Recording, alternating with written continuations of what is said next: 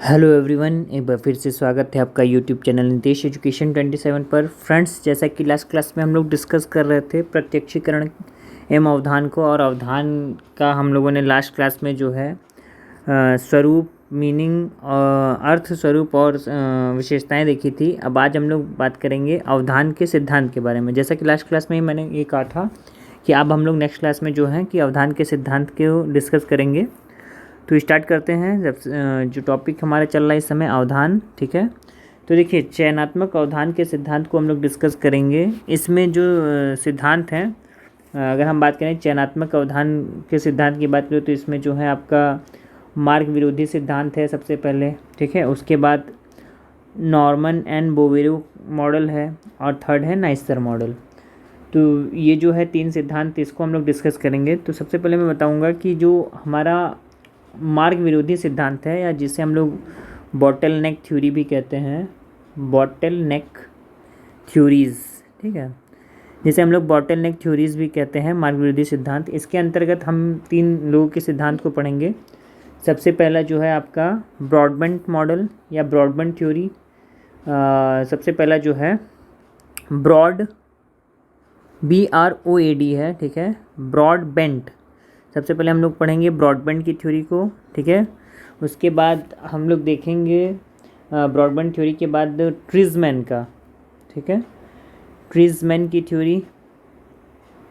और थर्ड पे हम लोग देखेंगे ड्यूस एंड ड्यूस की थ्योरी, ठीक है, ड्यूस एंड ड्यूस की थ्योरी को देखेंगे। तो सबसे पहले स्टार्ट करते हैं ब्रॉडबेंट की थ्योरी से। तो जैसा कि आपकी स्क्रीन पर दिख रहा है,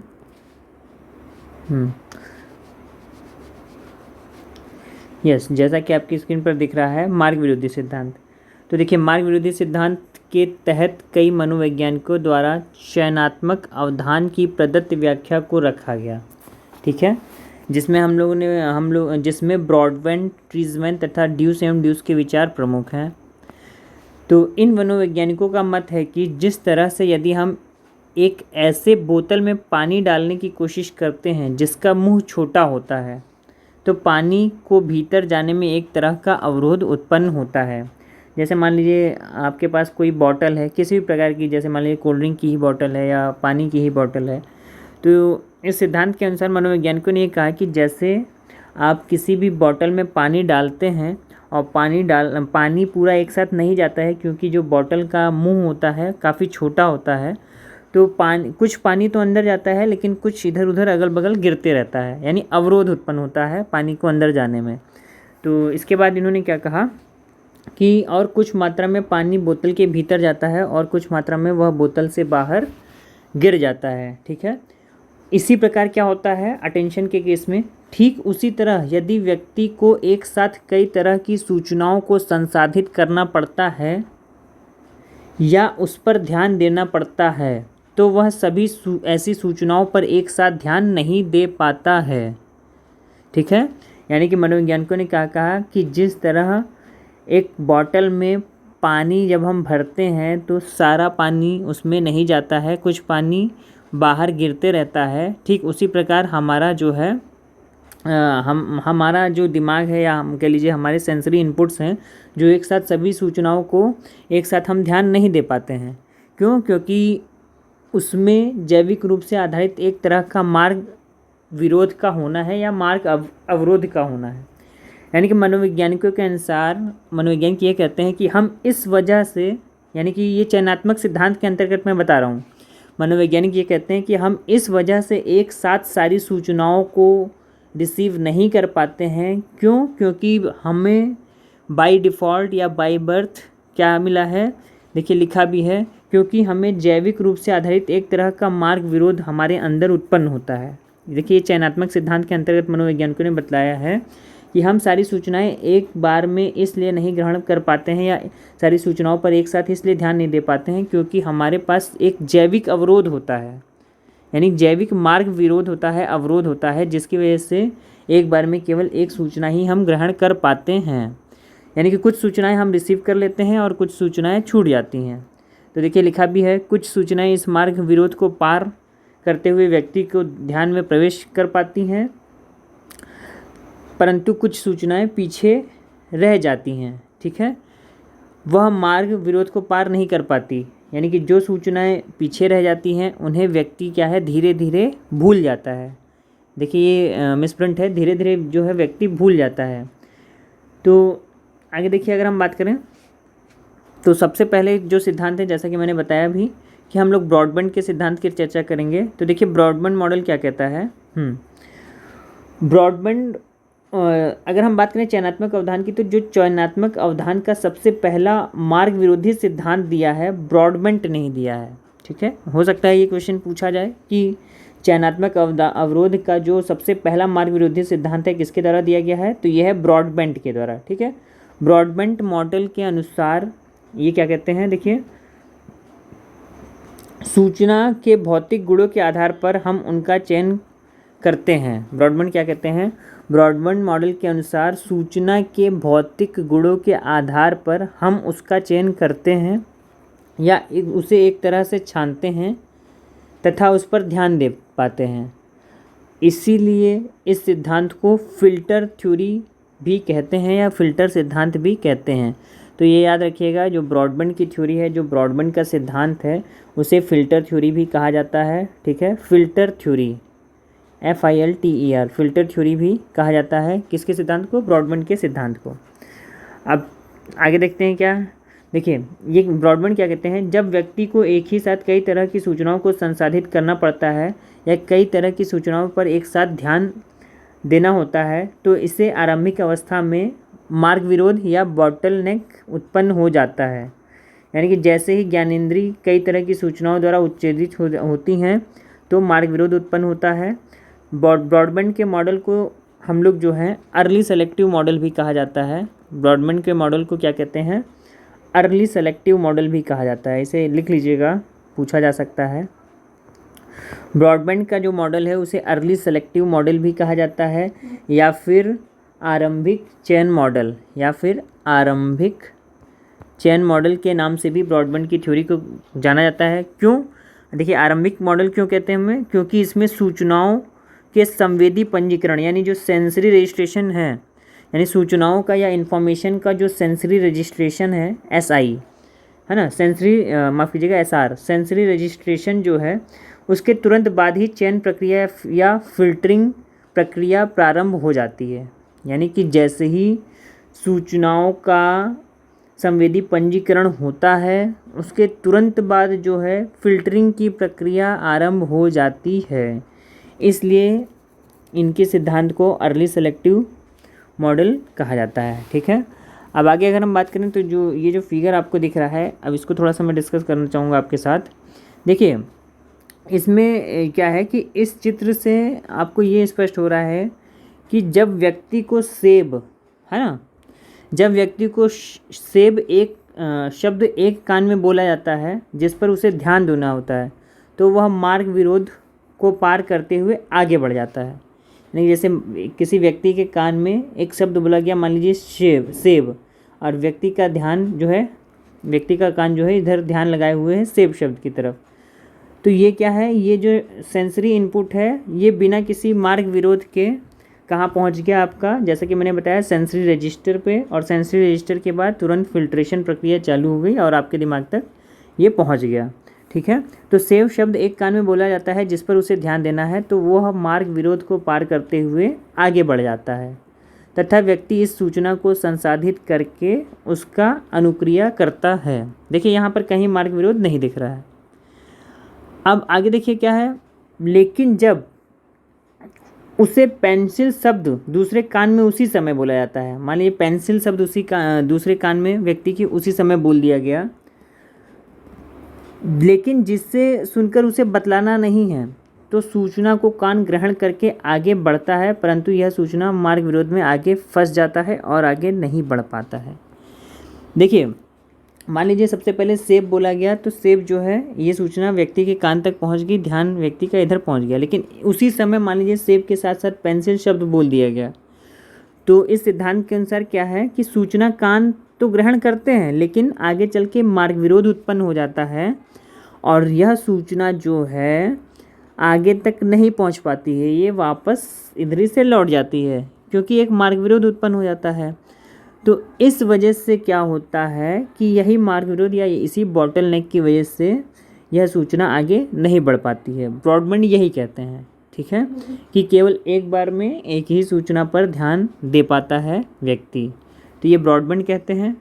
आगे देखिए क्या है, इस तरह से हम अगर बात करें तो ये क्या कहते हैं, इस तरह से हम देखते हैं कि ब्रॉडबैंड मॉडल द्वारा इस बात की व्याख्या तो आसानी से हो जाती है कि व्यक्ति सूचना की कुछ विशेषताओं पर ध्यान नहीं दे पाता है, यानी कुछ विशेषताओं पर ध्यान नहीं दे पाता है।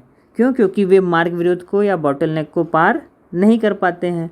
परंतु ब्रॉडबैंड मॉडल द्वारा इस बात की व्याख्या नहीं होती है कि व्यक्ति सूचना की कुछ विशेषताओं पर ध्यान दे पाने में क्यों असमर्थ हो जाता है। यानी ये तो पता चल जाता है कि व्यक्ति सारी सूचनाओं पर एक साथ जो है ध्यान नहीं दे पाता, लेकिन ये नहीं पता चल पाता कि ऐसा क्यों होता है। तो यही है ब्रॉडबैंड मॉडल जिसको मैंने बताया। इनकी थ्योरी को फ़िल्टर थ्योरी भी कहा जाता है, साथ ही साथ अर्ली सेलेक्टिव मॉडल भी कहा जाता है। तो ये मोस्ट इंपॉर्टेंट लाइन है, इसको याद रखिएगा। यहाँ पर ये फिगर भी मैंने आपको इसलिए यहाँ पर डाल रखा है। देखिए इनपुट्स यहाँ पर गए, एक साथ दो इन्फॉर्मेशन अगर जा रही है तो एक ही इन्फॉर्मेशन आगे तक बढ़ पाएगी, शॉर्ट टर्म मेमोरी में पहुँच पाएगी बेस्ड ऑन फिजिकल कैरेक्टरिस्टिक्स के आधार पर। दूसरी सूचना जो है मार्ग विरोध के कारण वापस लौट जाएगी। यहाँ पर वही फिगर है। अब नेक्स्ट जो थ्योरी है ट्रिजमैन की थ्योरी है, ठीक है। देखिए ब्रॉडबैंड मॉडल हो गया। अब नेक्स्ट जो थ्योरी है आपकी ट्रिजमैन की थ्योरी है। इसमें देखिए क्या है, इसके अनुसार ट्रिजमैन क्या कहती हैं, ट्रिजमैन आखिर है कौन। देखिए ट्रिजमैन नामक थोड़ा सा जूम कर देता हूँ, यस ओके। ट्रिजमैन नामक महिला मनोवैज्ञानिक ने जो ब्रॉडबैंड मॉडल में थोड़ा परिवर्तन कर उसे अधिक ट्रिजमैन नामक महिला मनोवैज्ञानिक जो एक महिला मनोवैज्ञानिक थी, वो ब्रॉडबैंड की शिष्या भी थी। उन्होंने ब्रॉडबैंड मॉडल में थोड़ा परिवर्तन कर उसे अधिक उपयोगी बनाने की कोशिश की। यहाँ पर मिसप्रिंट है, उसे इन्होंने अधिक उपयोगी बनाने की कोशिश की। इसीलिए इनके मॉडल को क्या कहा जाता है, फ़िल्टर तनुकरण मॉडल। इसका अंग्रेजी में नाम है फ़िल्टर एटीन्यूएशन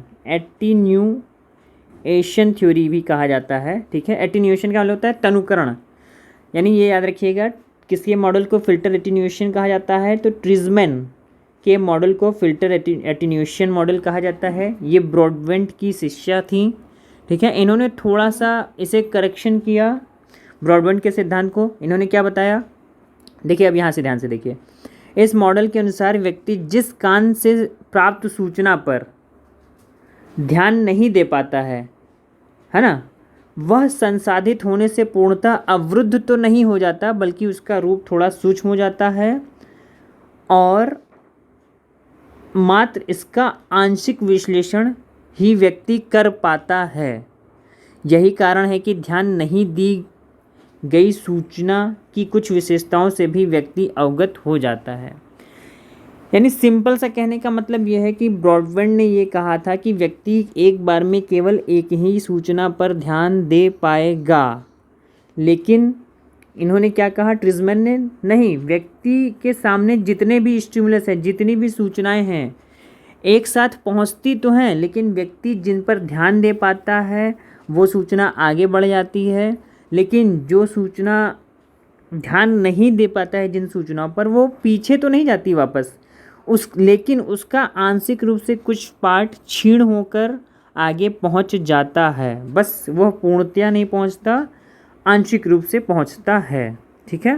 देखिए यहाँ पर लिखा है ना इन्होंने कि वह संसाधित होने से पूर्णतः अवरुद्ध तो नहीं हो जाता, बल्कि उसका रूप थोड़ा सूक्ष्म हो जाता है और इसका आंशिक विश्लेषण व्यक्ति कर लेता है। यानी कुल मिला के कहें तो वह सूचनाएं व्यक्ति जिनको डायरेक्ट अटेंशन देता है उनको पूर्णतः संसाधित कर लेता है, लेकिन बाकी के जो बच गए हैं जिस पर ध्यान नहीं दे पाता वो भी उसके पास जाती हैं, लेकिन उसका आंशिक विश्लेषण व्यक्ति करता है, ठीक है।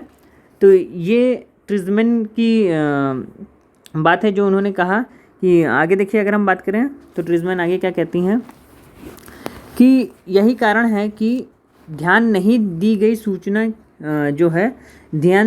सूचना की कुछ विशेषताओं से भी व्यक्ति अवगत हो जाता है, ठीक है। और ट्रिजमैन ने क्या किया है, ब्रॉडबैंड के इस दावे का खंडन किया है कि सूचनाओं के संसाधन की प्रारंभिक अवस्था में ही मार्ग विरोध के कारण सूचनाओं के संसाधन के प्रारंभिक अवस्था में ही मार्ग विरोध या बॉटलनेक के कारण बहुत सारे सूचनाओं पर व्यक्ति ध्यान नहीं दे पाता है। ठीक है, यानी कि ब्रॉडबैंड क्या कहते थे कि व्यक्ति का जो है शुरुआत में ही जो इन्फॉर्मेशन आनी होती आती है, बाकी सब वापस लौट जाती है बॉटलनेक की वजह से।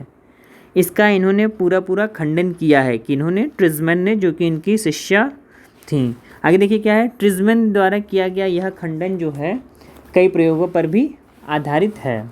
अब आगे देखिए क्या है, आगे अगर हम बात करें तो ट्रिजमैन द्वारा प्रतिपादित जो फिल्टर एटीन्यूएशन थ्योरी है, फिल्टर एटीन्यूएशन थ्योरी वही, ठीक है, फिल्टर एटीन्यूएशन थ्योरी है। इसकी मुख्य बात यह है कि फिल्टर की प्रक्रिया एक संपूर्ण या कुछ, यानी कि ऑल और वन, एक संपूर्ण या कुछ या ऑल और वन प्रक्रिया नहीं है। ट्रिजमैन का मत था कि फिल्टर से जो अस्वीकृत सूचनाएं हैं, जो रिजेक्टेड मैसेजेस हैं, फिल्टर से जो अस्वीकृत सूचनाएं हैं, रिजेक्टेड मैसेजेस हैं, यानी जिन पर व्यक्ति ध्यान नहीं दे पाता है या नहीं देता है, वह पूर्णतः समाप्त नहीं होती हैं, वह पूर्णतः समाप्त नहीं हो जाती हैं। ठीक है, वह बल्कि उनकी शक्ति थोड़ी क्षीण अवश्य होती है। ट्रिजमैन क्या कहती हैं कि जो अवधान की प्रक्रिया है उसमें सूचना का प्रवाह किस प्रकार से होता है, यह सूचनाएं क्षीण अवश्य नहीं होती हैं, बल्कि प्रत्यक्षणात्मक तंत्र, यानी जो हमारा परसेप्चुअल मैकेनिज़्म है, जो हमारा परसेप्चुअल मैकेनिज़्म है, उसके उच्च स्तरीय विश्लेषण से, यानी हाई लेवल एनालिसिस से संपर्क कर लेती हैं, हाई लेवल एनालिसिस से या उच्च स्तरीय विश्लेषण से संपर्क कर लेती हैं। अब देखिए जैसा कि फिगर भी है, मैंने इसका ट्रिजमैन के मॉडल का भी फिगर दिखा रखा है। देखिए इसमें क्या है, ये है, इसमें इन्होंने क्या बताया कि जैसे देखिए दो इन्फॉर्मेशन गई व्यक्ति के पास, आपके कानों में दो इन्फॉर्मेशन एक साथ गई, तो एक इन्फॉर्मेशन तो व्यक्ति पूरा इसको एज इट इज़ ग्रहण कर लेगा, उसके सेंस ऑर्गन्स और उसकी क्रिया भी, रिस्पॉन्स भी उसे मिल जाएगा।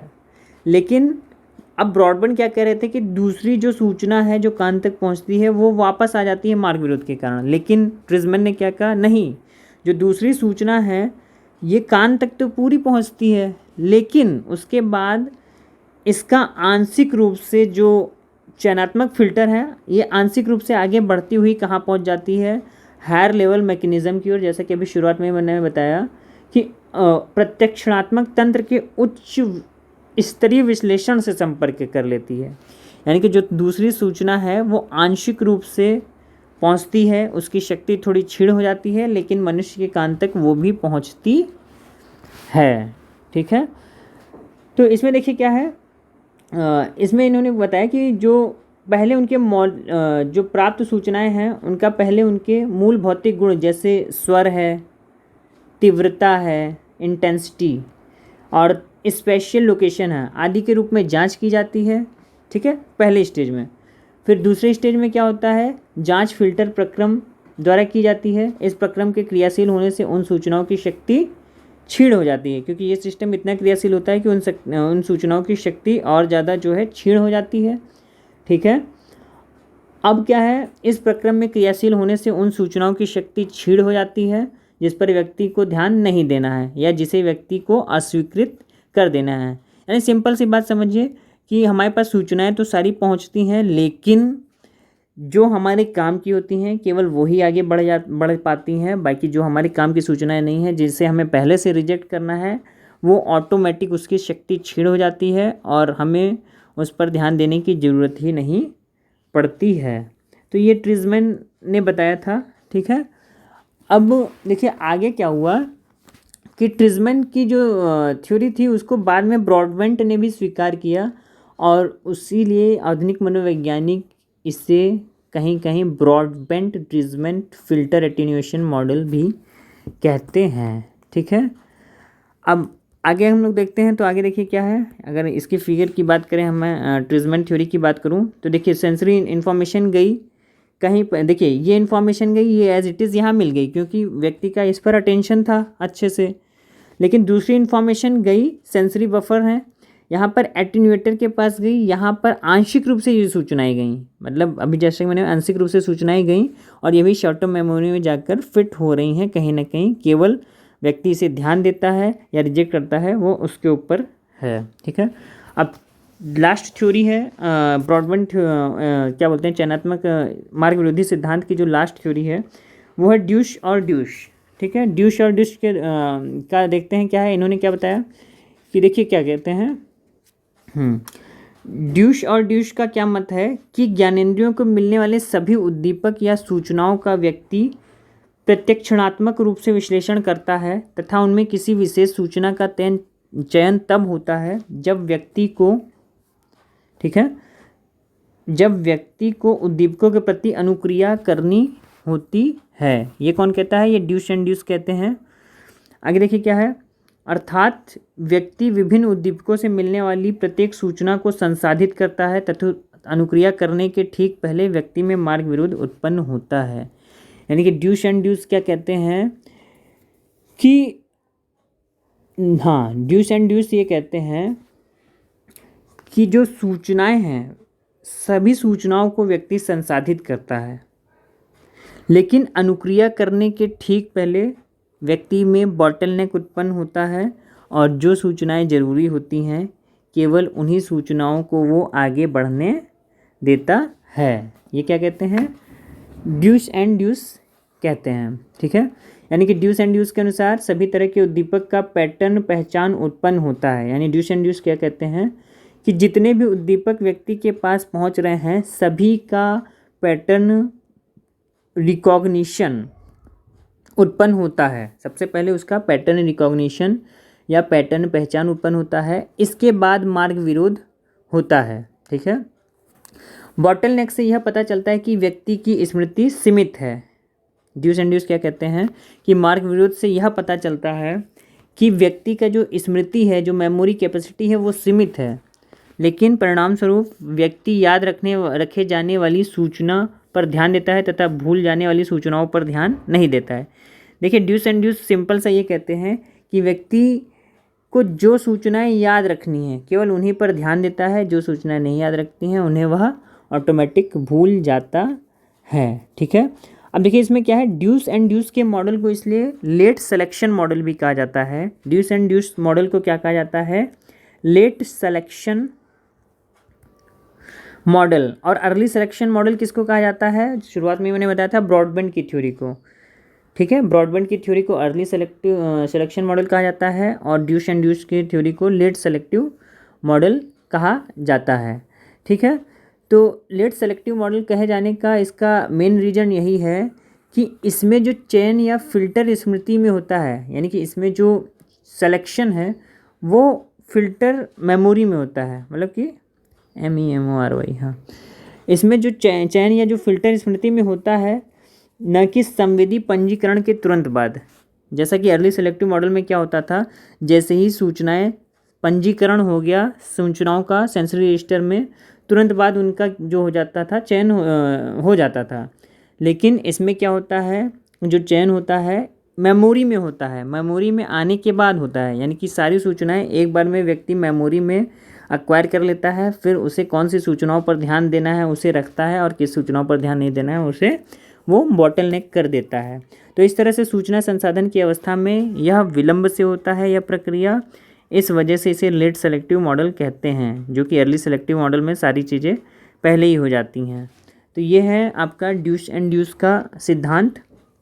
ठीक है, तो इन्होंने क्या कहा था, ड्यूश एंड ड्यूश ने इन्होंने बताया कि जो सेंट्रल एनालाइजिंग यूनिट है उन्होंने उसके अस्तित्व को स्वीकार किया है। देखिए क्वेश्चन पूछा जा सकता है कि सेंट्रल एनालाइजिंग यूनिट्स के अस्तित्व को किसने स्वीकार किया है, तो ट्रिजमैन और ड्यूश एंड ड्यूश दोनों ने ही केंद्रीय विश्लेषण इकाइयों के अस्तित्व को जो है स्वीकार किया है। ठीक है, तो ड्यूश एंड ड्यूश द्वारा प्रतिपादित मॉडल में जो है चयनात्मक अवधान द्वारा प्रत्यक्षणात्मक फिल्टरिंग की प्रक्रिया का पता न चलकर स्मृति में संचित सूचनाओं में किसी विशेष सूचना के चयन का पता चलता है। ठीक है, तो ये है 3 थ्योरी जो कि आपका ब्रॉडबैंड, ट्रीजमैन और ड्यूस एंड ड्यूस की थ्योरी है, जो कि हमेशा पूछी भी जाती है आपके एग्ज़ाम में, मोस्ट इंपॉर्टेंट थ्योरी है। अब इसके अलावा नेक्स्ट थ्योरी की अगर हम लोग बात करें तो नेक्स्ट थ्योरी जो है वो है नॉर्मन एवं बोवेरो का मॉडल। नॉर्मन एवं बोवेरो का मॉडल क्या कहता है, इसको भी देख लेते हैं। देखिए क्या है, नॉर्मन व बोवेरो ने मार्ग विरोध के संप्रत्यय को स्वीकार किया, यानी कि नॉर्मन और बोवेरो भी जो है बॉटलनेक कॉन्सेप्ट को स्वीकार करते हैं और क्या क्या कहते हैं कि सचमुच में सूचना संसाधन में मार्ग विरोध नाम की चीज़ नहीं होती है। माफ़ कीजिएगा, यहाँ मिसप्रिंट है, अस्वीकार किया है, ठीक है। यानी कि नॉर्मन व बोवेरो जो कहते हैं कि बॉटलनेक थ्योरी का जो भी कॉन्सेप्ट है वो बिल्कुल गलत है, इसे इन्होंने अस्वीकार किया है। और क्या कहते हैं कि सचमुच में सूचना संसाधन में मार्ग विरोध नाम की कोई भी चीज़ नहीं होती है जिससे सूचना की प्रवाह में कोई रुकावट होती है। ये क्या कहते हैं, देखिए मतलब ये बॉटलनेक थ्योरी को पूर्णतः अस्वीकार करते हैं नॉर्मन एंड बोवेरो। और इनका क्या मत है वो देखिए, ये बताते हैं कि इनके अनुसार अवधान का स्वरूप सीमित होता है, यानी कि अटेंशन क्या है, लिमिटेड टास्क है, लिमिटेड है, क्योंकि व्यक्ति के पास कार्य पर ध्यान देने के लिए मानसिक प्रयास करने की क्षमता सीमित होती है। यानी नॉर्मन और बोवेरो क्या कहते हैं कि अटेंशन क्या है, लिमिटेड है। क्यों? क्योंकि व्यक्ति का जो मेंटल एफर्ट है और मेंटल कैपेसिटी है वो लिमिटेड होती है। यानी कि ऐसे मानसिक प्रयास को नॉर्मन एंड बोवेरो ने साधन या युक्ति की संज्ञा दी है, और ऐसे मानसिक प्रयास को इन्होंने क्या कहा है, साधन या युक्ति की संज्ञा दी है।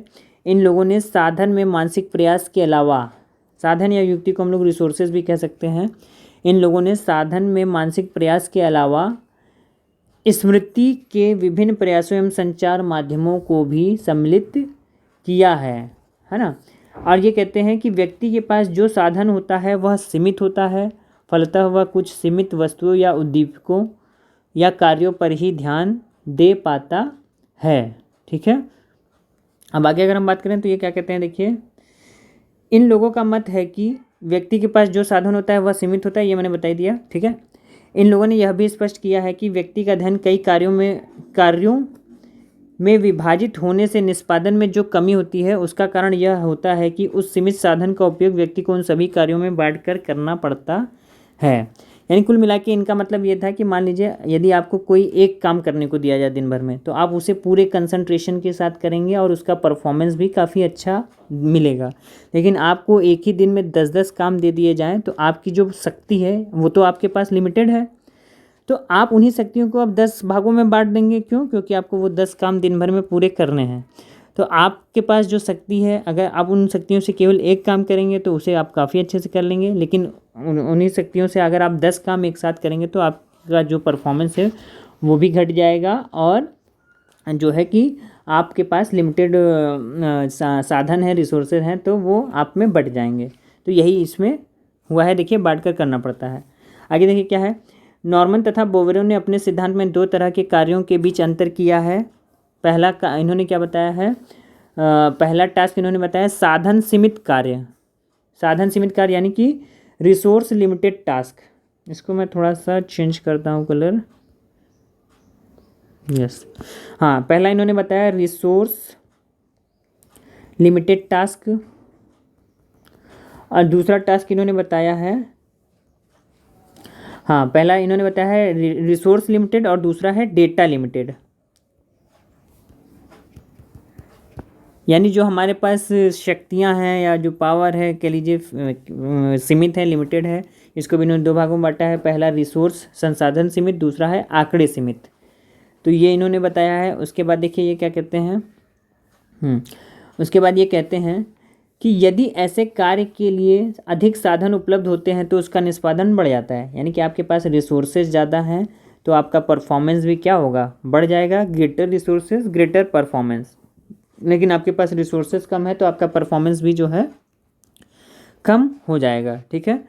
तो जो साधन सीमित कार्य है इससे क्या तात्पर्य होता है, साधन सीमित कार्य से ये तात्पर्य है जिसमें निष्पादन साधन के उपलब्ध होने पर निर्भर करता है। यानी कि रिसोर्स लिमिटेड कार्य का मतलब क्या होता है, अगर आपके पास रिसोर्सेज अच्छे हैं तो आपका परफॉर्मेंस भी अच्छा होगा, रिसोर्सेज कम हैं तो परफॉर्मेंस भी कम होगा। लेकिन डेटा लिमिट कार्य या आंकड़े सीमित कार्य से क्या तात्पर्य है? वैसे कार्य से होता है जिसमें निष्पादन व्यक्ति की सीमित स्मृति क्षमता या उद्दीपक के विशेष गुण के कारण होता है। अब डेटा लिमिटेड का मतलब क्या है? मान लीजिए एक बच्चा है क्लास 5th का, क्लास 5th के बच्चे की जो मेमोरी कैपेसिटी है वो क्लास 10th के बच्चे से बाय डिफ़ॉल्ट कम होगी, यानी इसकी जो डेटा लिमिट है मान लीजिए 1 GB है और क्लास 10th के बच्चे की 5 GB है। तो क्लास 5th का जो बच्चा है वो उतना ही 1 ही GB स्टोरेज अपने माइंड में कर सकता है कंटेंट को, लेकिन क्लास 10th का जो बच्चा है 5 GB। क्यों? क्योंकि सबके पास जो है आंकड़े सीमित कैपेसिटी में है, मतलब जो पावर कैपेसिटी है या जो कह लीजिए उसकी मेमोरी है एक फिक्स है, सीमित है, लिमिटेड है। यह इसका जो है मेन कारण है। ठीक है, तो ये है आपका नॉर्मन एंड बोवेरो का मॉडल, जो कि मेनली रिसोर्स लिमिटेड टास्क और डेटा लिमिटेड टास्क पर आधारित था। ये बॉटलनेक थ्योरी को पूर्णतः क्या कर देते हैं? खारिज कर देते हैं। अब आखिरी थ्योरी जो है आज की अटेंशन की वो है आपकी नाइजर मॉडल। ठीक है, नाइजर देखिए क्या कहते हैं। नाइजर ने चयनात्मक अवधान की व्याख्या की और क्या कहा है कि कोई दैहिक या गणितीय ढंग से स्थापित सीमा नहीं होती है कि हम लोग एक समय में कितनी सूचना पर ध्यान दे सकते हैं।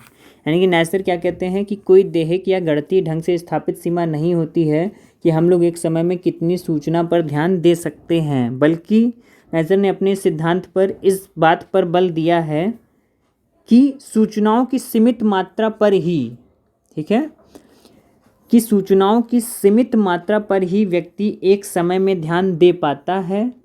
ठीक है, यदि बहुत सारी सूचनाएं व्यक्ति को एक साथ दी जाती हैं तो उसमें से कुछ ही सूचना पर व्यक्ति ध्यान दे पाता है। इस तरह के सिद्धांत, ठीक है, यानी कि इस तरह के सिद्धांत से प्रोत्साहित होकर कुछ जो न्यूरो शास्त्री हैं, जिसको हम लोग न्यूरो फिजियोलॉजिस्ट भी कहते हैं, उन्होंने तंत्रिका तंत्र में व्यास फिल्टरिंग प्रक्रम यानी कि व्याप्त, इन्होंने तंत्रिका तंत्र में व्याप्त लिखा है, यहाँ मिसप्रिंट है।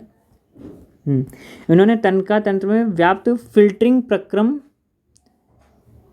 की खोज के लिए शोध प्रारंभ कर दिए तथा शोधों द्वारा स्पष्ट किया कि मस्तिष्क में अरबों न्यूरॉन्स होते हैं जो एक दूसरे से संबंधित होते हैं तथा उनकी क्षमता भी असीमित होती है। अब देखिए नाइजर मॉडल से जो है आपका नॉर्मन एंड बोवेरो मॉडल का खंडन हो रहा है। क्यों? क्योंकि जो न्यूरो फिजियोलॉजिस्ट हैं, साइकोलॉजिस्ट हैं, वो ये कहते हैं कि दिमाग में तो अरबों न्यूरॉन्स पाए जाते हैं, तो ऐसा हो ही नहीं सकता कि जो दिमाग की क्षमता है वो लिमिटेड होती है। यानी कि दिमाग की क्षमता क्या है, नाइजर क्या कहते हैं कि दिमाग की क्षमता जो है असीमित होती है, यानी व्यक्ति जितनी चाहे उतनी सूचनाएं अपने अंदर एक बार में स्टोर कर सकता है। उसी तरह से किसी एक समय में व्यक्ति सूचना की कितनी मात्रा पर ध्यान दे पाएगा यह सीमित नहीं है, यह मॉडल यही कहता है। ठीक है, यानी कि नाइजर आगे क्या कहते हैं, नाइजर ने इस तथ्य को स्वीकार किया कि दिन प्रतिदिन की ज़िंदगी में यदि एक ही साथ व्यक्ति कई चीज़ों या काम को प्रारंभ करता है तो उसका निष्पादन थोड़ा ज़रूर प्रभावित होता है, परंतु अभ्यास से धीरे धीरे उसके निष्पादन में सुधार हो जाता है और व्यक्ति एक साथ कई उद्दीपकों पर ध्यान देने में समर्थ हो जाता है। ठीक है, यानी कि नाइजर सीधे सीधे ये कहते हैं कि जो नॉर्मन एंड बोवेरो कहते हैं या फिर जो बॉटलनेक थ्योरी कहती है कि व्यक्ति एक बार में केवल एक सूचना ही संसाधित कर पाता है या फिर व्यक्ति की जो कैपेसिटी है वो लिमिटेड ही है, इन सारी बातों का उन्होंने खंडन किया है। उन्होंने ये कहा है कि व्यक्ति के पास असीमित क्षमताएं हैं, असीमित अरबों न्यूरॉन्स पाए जाते हैं, वो जितनी चाहे उतनी चीज़ों पर एक बार में ध्यान दे सकता है। बस उसके लिए करना क्या है, उसके लिए थोड़ी सी प्रैक्टिस की ज़रूरत होती है। ठीक है, जैसे मान लीजिए एक शोध भी हुआ, उसमें ये कहा गया कि कुछ छात्र थे, उनको मन ही मन कहानी पढ़ते समय प्रयोगकर्ता द्वारा बोले जाने वाले असंगत शब्दों के लिखे जाने का भी प्रशिक्षण दिया गया। तो इस तरह से क्या हुआ, इन छात्रों को एक ही समय में 2 जटिल कार्यों को करने का प्रशिक्षण दिया गया। कुछ दिनों बाद वो इसमें परिपूर्ण हो गए। यानी कि जैसे मान लीजिए कस्टमर केयर पे कोई इंसान बैठा है, तो आप एक मान लीजिए कोई शिकायत उसके पास आई, तो वो बात भी सुन रहा है शिकायतकर्ता की, और साथ ही साथ कंप्यूटर से उसी समय टाइपिंग भी कर रहा है, उसके पास प्रिंटर भी रखा है, उसके पास कंप्यूटर स्क्रीन भी रखती है, यानी कि उसके पास बहुत ढेर सारी सूचनाएं रिसीव करने के लिए रखी हुई हैं, और उन सारी सूचनाओं पर वो एक साथ ध्यान देता है। वो अपने कस्टमर की जो है शिकायत भी सुन रहा है, उसके पास सामने कंप्यूटर और कीबोर्ड भी रखता है, उसको टाइप भी कर रहा है, टाइप करने के बाद उसका प्रिंट भी निकाल रहा है, और अपने कस्टमर से वो बातें भी करता जा रहा है। यानी एक साथ वो कई सारे टास्कों को पूरा कर रहा है, बिकॉज ऑफ द अर्बो of neurons in the mind, है ना। यानी कि जो नेजर मॉडल है वो पूर्णतः समर्थन करते हैं कि हमारी क्षमताएं असीमित हैं, हम जितने चाहे उतने अवधानों पर ध्यान दे सकते हैं, केवल प्रैक्टिस की ज़रूरत हमारे पास होनी चाहिए, प्रैक्टिस हमारी होनी चाहिए। तो ये आज हम लोगों ने जो पढ़ा, ये जो सारे सिद्धांत थे अवधान के सिद्धांत थे, और आज से जो है अवधान टॉपिक भी कंप्लीट हुआ। अब नेक्स्ट क्लास में हम लोग नए टॉपिक को पढ़ेंगे, नेक्स्ट टॉपिक को पढ़ेंगे। आशा करता हूँ आज का इन्फॉर्मेशन आज का वीडियो आपको अच्छा लगा होगा। अगर इससे रिलेटेड किसी प्रकार की कोई कन्फ्यूज़न है तो मुझे कमेंट के द्वारा पूछ सकते हैं, और अगर आप UGC net paper first, paper 2 education, साथ ही साथ किसी प्रकार की रेगुलर अपडेट्स पाना चाहते हैं तो चैनल को जरूर सब्सक्राइब, लाइक, शेयर कीजिए। मिलते हैं नेक्स्ट वीडियो में। Thank you so much. आपका दिन शुभ हो।